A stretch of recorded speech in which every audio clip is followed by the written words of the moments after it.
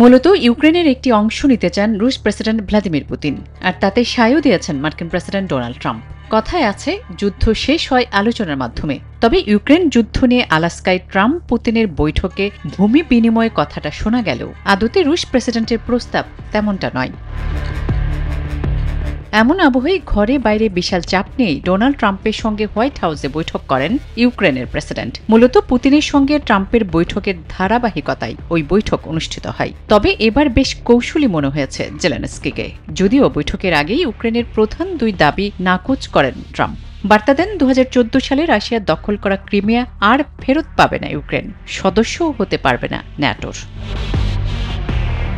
অথচ 3.5 বছর ধরে চলা ইউক্রেন যুদ্ধে আগ্রাসনকারী রাশিয়াই। পশ্চিমা মিত্রসহ যুক্তরাষ্ট্র এমনটা মনে করলেও বাস্তবে শাস্তির খাড়া নামতে চলেছে কিয়েভের ওপরেই। চৌকস পুতিনের জালে আটকা পড়তে পারেন ট্রাম্প, এটা বুঝতে পেরে জেলেনস্কি ইউরোপের শীর্ষ নেতাদের হোয়াইট হাউসে জড়ো করেন। ট্রাম্প নিজেই বলেছেন, হোয়াইট হাউসে একসাথে এত দেশের শীর্ষ নেতার মিলন আর কখনো হয়নি। এক্ষেত্রে পুরো কৃতিত্বই জেলেনস্কিকে দিয়েছেন তিনি।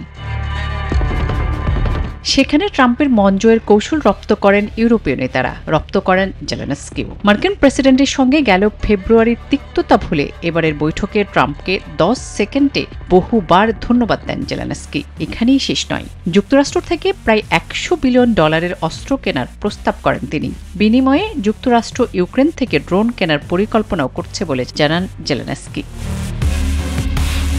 এরপরেও ইউক্রেন ইস্যুতে ভ্লাদিমির পুতিন হয়তো শান্তি চুক্তি করতে আগ্রহী না, এমন বার্তা দিয়েছেন ট্রাম্প। অথচ পুতিনের সঙ্গে বৈঠকের আগেও যুদ্ধবিরতি চুক্তি না করলে রাশিয়ার উপর আরও নিষেধাজ্ঞার হুমকি দিয়েছিলেন মার্কিন প্রেসিডেন্ট। হঠাৎ কেন ডোনাল্ড ট্রাম্প এত সুর নরম করলেন, কেন ইউক্রেনকে এত ছাড়ের বার্তা দিচ্ছেন তিনি, উঠেছে এমন নানা প্রশ্ন।